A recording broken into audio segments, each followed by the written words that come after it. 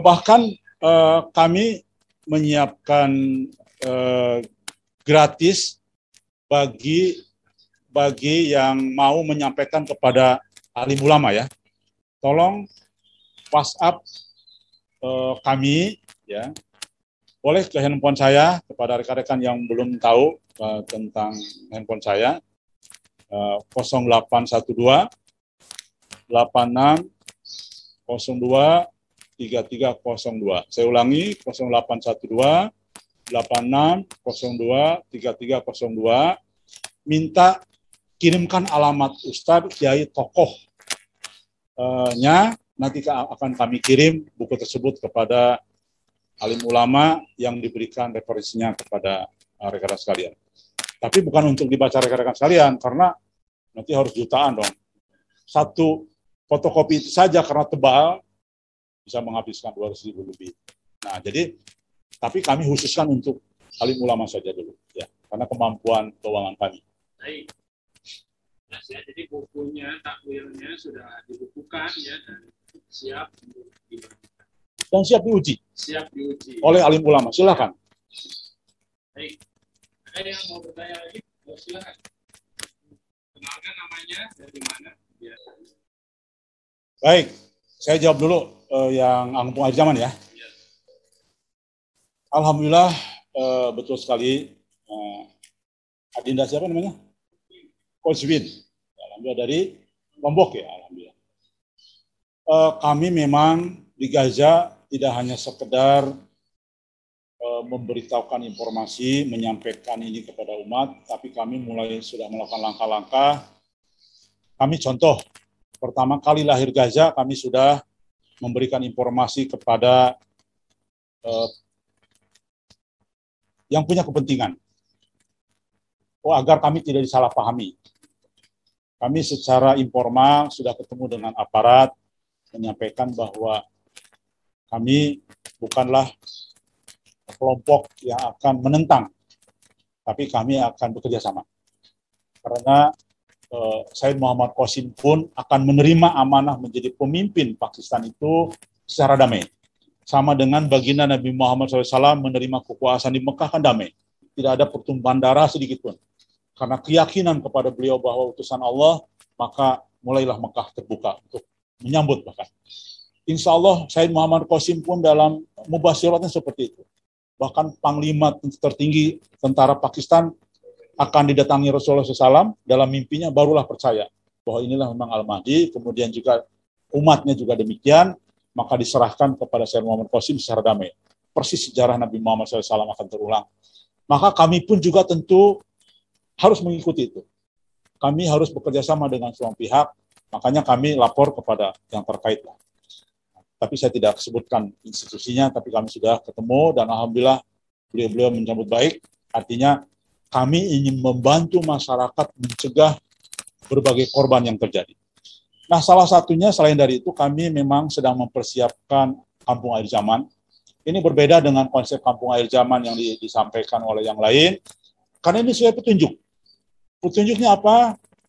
Banyak sekali orang-orang yang percaya Said Muhammad Qasim memimpikan tempat ini. Padahal orang-orang ini tidak tahu tempat ini. Ada yang dari Palembang, ada yang Habib juga dari Surabaya, macam-macam. Ada 7 orang yang memimpikan bahwa tempat yang paling aman untuk menghindari dari fitnah Dajjal, fitnah akhir zaman, berbagai bencana, perang dan sebagainya adalah bukan negara. Orang tidak tahu bukan negara apa gitu ya, bukan negara di mana. Alhamdulillah ternyata kami temukan dan Masya Allah sangat tepat sekali. Artinya mimpi-mimpi teman-teman, bukan Said Muhammad Qasim ya.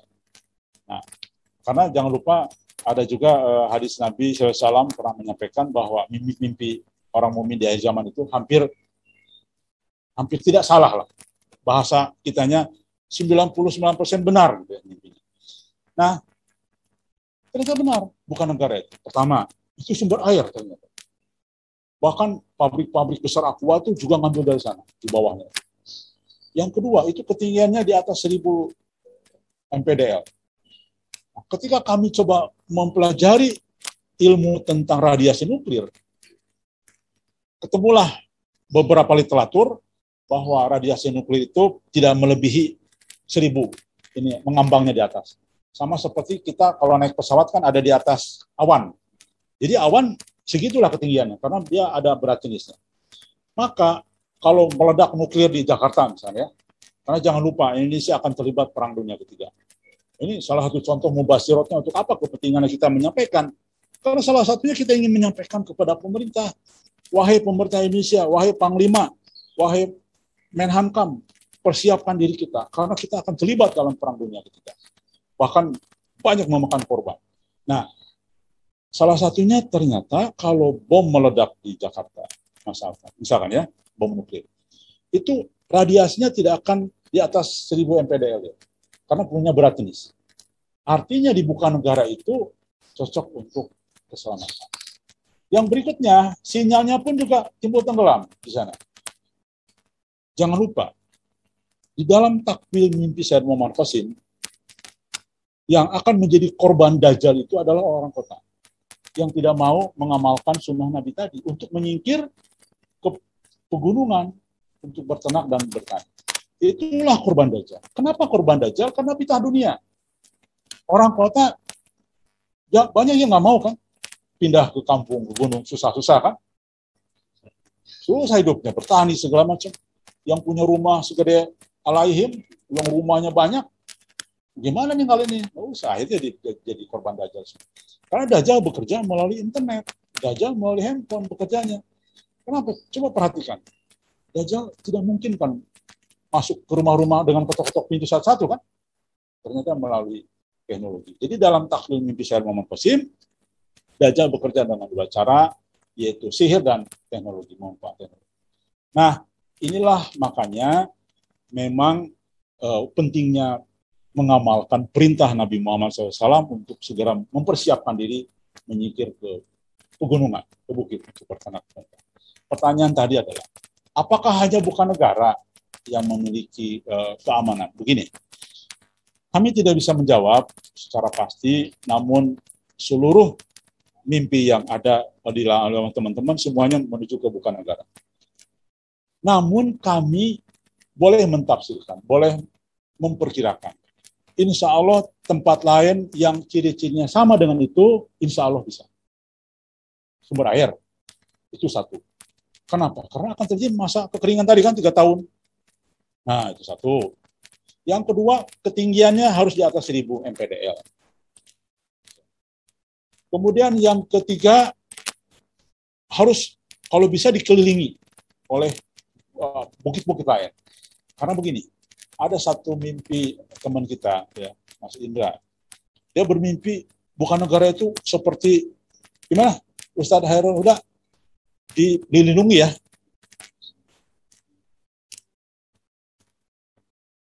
Nah, ya.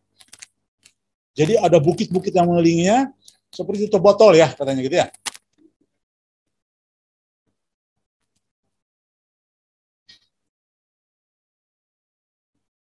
Nah, jadi intinya bukan negara itu seperti itu botol ya, yang ditaruh di jari tangan, dan ini melindungi. Jadi itu ciri-cirinya lagi. Jadi jangan sampai gunung sendirian. Nah, jadi harus di tengah-tengah bukit yang lain. Dan benar, bukan negara begitu. Jadi bukan negara itu ternyata dikelilingnya bukit-bukit semua. Jadi kalau ketika ada hantaman nuklir, boom, mungkin getarannya ke tengah tuh semakin teredam. Nah, jadi kami atas pertanyaan tadi, silahkan mencari yang mirip-mirip seperti itu. Jadi sulit dikatakan apakah daerah lain aman atau tidak. Nah, kurang lebih demikian saya pertanyaan. Dan insya Allah ini bagian dari program yang seharusnya segera dilaksanakan, karena memang situasi akan semakin sulit. Dari sisi ekonomi pun juga akan semakin berat, maka insya Allah memang pertanian dan peternakan adalah menjadi harapan kita.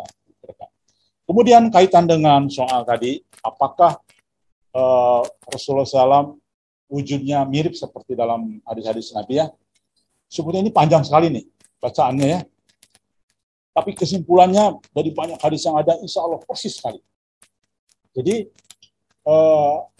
kisi-kisi guidance bagaimana sosok Allah ketemu dengan Sayyid Muhammad Qasim, wujud Allah dalam mimpi Muhammad Qasim, kemudian wujud Nabi Muhammad SAW, alhamdulillah sudah ada di dalam buku Takwil Mimpi. Banyak sekali penjelasan. Jadi tidak bisa, tapi jawabannya adalah alhamdulillah 100% persis seperti apa yang ada dalam gambaran hadis dan Al-Quran. Seperti itu jawaban, karena terlalu banyak. Jadi bisa membaca, memfotokopi takwil ini, atau bisa dalam bentuk PDF di melalui handphone. Saya kira itu. Ya, baik. Alhamdulillah ini juga banyak pertanyaan kepada kami. Sebetulnya tidak ada hadis yang mengatakan setelah perang nanti itu, malhamah itu dengan tombak dan kuda ya. Bahkan justru sebaliknya. Baginda Nabi Muhammad SAW mengatakan perang nanti itu perang yang belum pernah terjadi sebelumnya. Tombak sudah terjadi belum? Sudah. Kuda sudah terjadi belum? Sudah. Rasulullah mengatakan perang yang belum pernah terjadi sebelumnya dan memakan korban begitu besar. Itu hadisnya. Jadi yang benar demikian. Yang benar sesuai dengan mimpi Sayyid Muhammad Qasim. Karena tadi ya, mimpi dari Allah Subhanahu wa taala dijamin lebih otoritatif. Yang kedua, logika akal sehat kita. Sekarang kan menuju kepada teknologi semua, ya. Jadi memang perang nuklir. Yang ketiga, alhamdulillah ulama besar eskatologi yang diakui oleh dunia, ya, yaitu Syekh Imran Hussein, juga memimpikan 8 kali mimpi yang digambarkan bahwa perang nanti itu perang nuklir. Jadi bukan perang manual. Begitu. Bisa jadi setelah malhamah kubro, mungkin nanti habis-habisan semua, bisa jadi semua manual kembali. Karena teknologi barangkali sudah hancur-hancuran. Tapi itu sudah terjadi perang malhamah kubro. Karena malhamah kubro itu memang akan memakan korban. Jadi saya kira itu hanya pendapat penafsiran saja. Ya, ada. Di dalam mimpi Sayyid Muhammad Qasim, memang insya Allah dalam takwilnya ya, insya Allah kita akan merebut kembali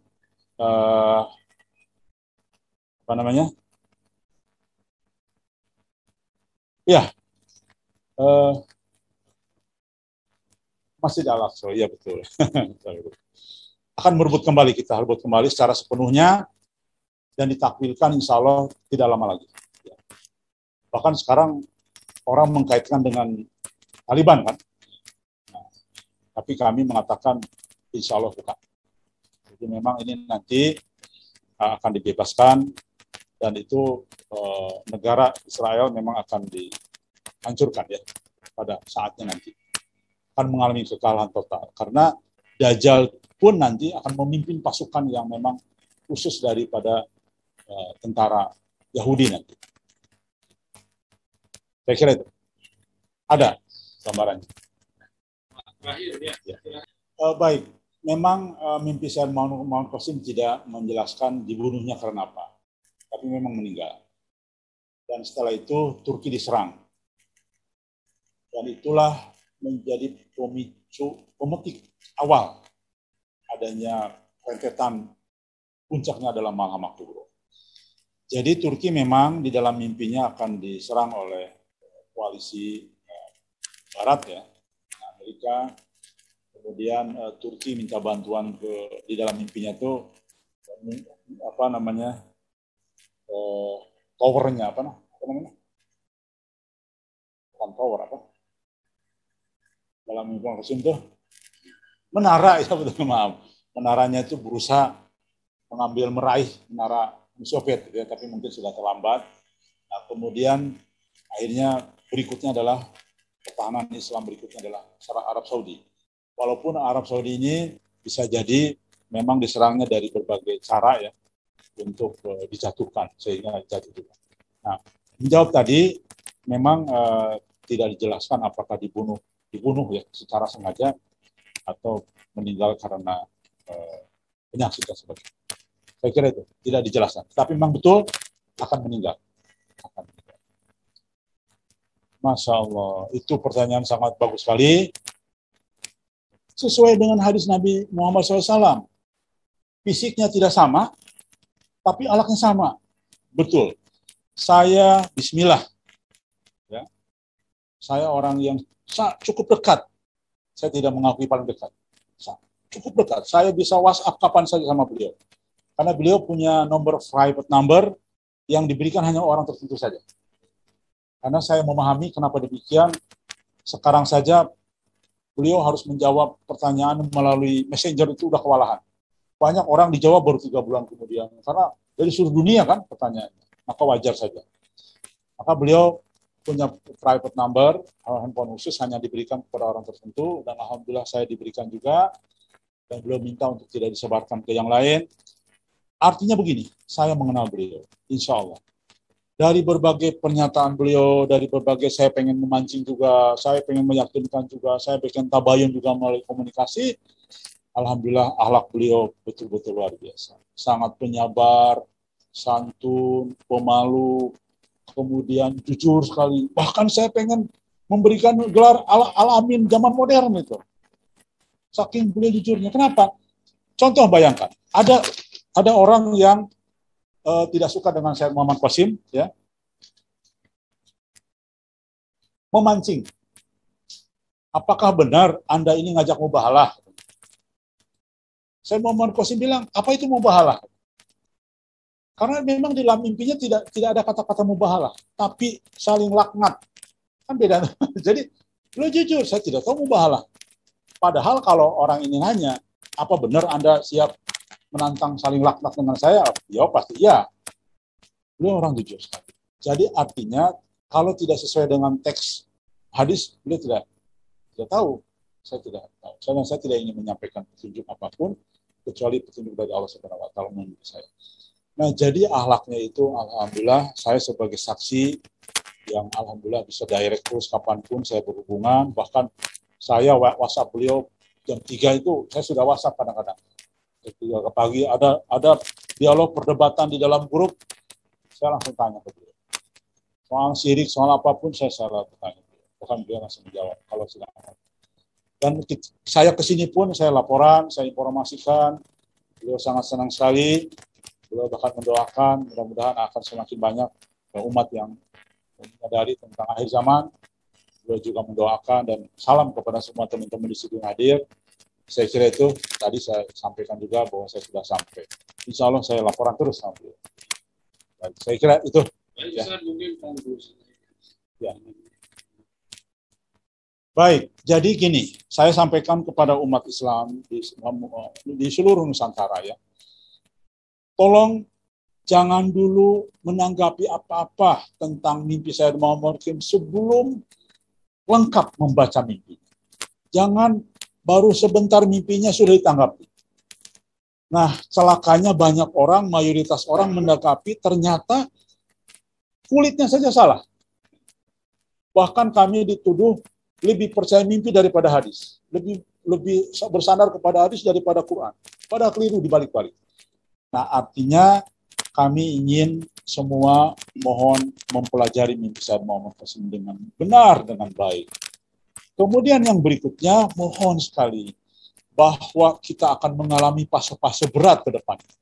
Dan insya Allah fase-fase berat itu sudah ada dalam ancaman di dalam mimpi Syed Muhammad Qasim. Salah satunya karena umat mengabaikan dan tidak percaya dengan Syed Muhammad Qasim.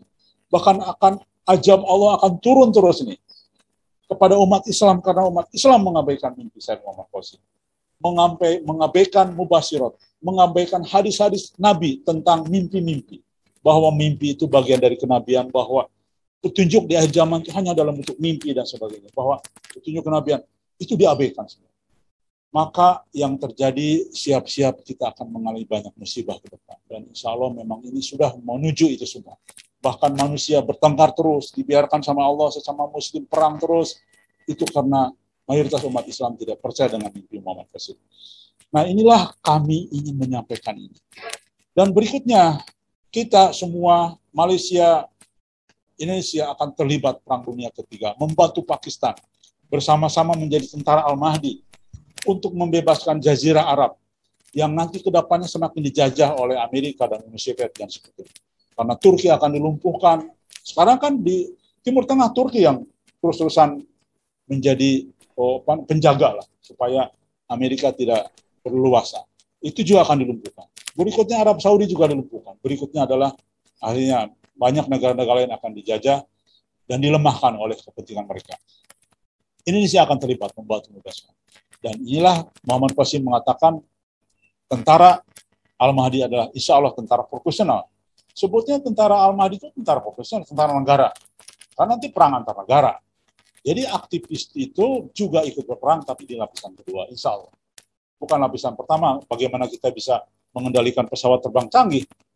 Itu harus latihan, nembak aja harus latihan dulu, apalagi mengendalikan alat canggih kan. Nah, tapi memang insya Allah umat muslim pun akan terlibat, karena nanti perang Malhamah itu kan perang besar yang melibatkan semua pihak. Tetapi intinya adalah antar negara sesungguhnya. Dan insya Allah Muhammad Qasim akan memimpin Pakistan dulu, kemudian bersama-sama Indonesia, Malaysia, juga negara Bangladesh akan membebaskan Jazirah Arab. Saya kira itu.